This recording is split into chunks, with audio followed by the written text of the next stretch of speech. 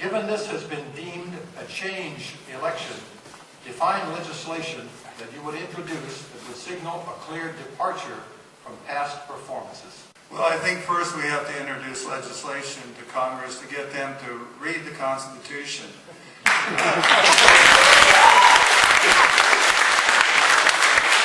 You know, the Constitution was the instrument to set up a government that was designed to secure our liberties and pretty much leave us alone to pursue our dreams and create a prosperous country.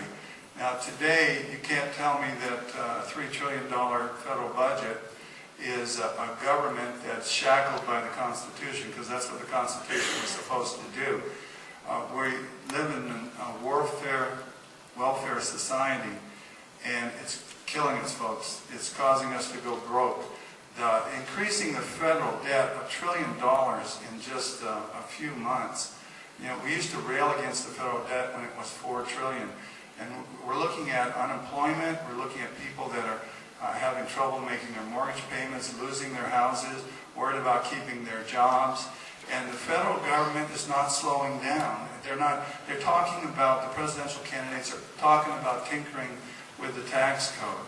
But, you know, to fund a $3 trillion government doesn't matter how they tinker with it. We're the ones that are going to have to pay the price for this government, and our children are going to pay the price.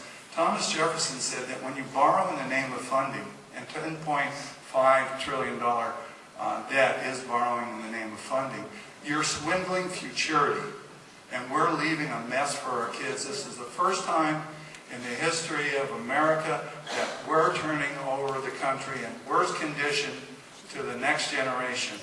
And we have to do something about stopping Washington in their tracks. They're spending too much, borrowing too much, taxing too much, and now they're printing too much money.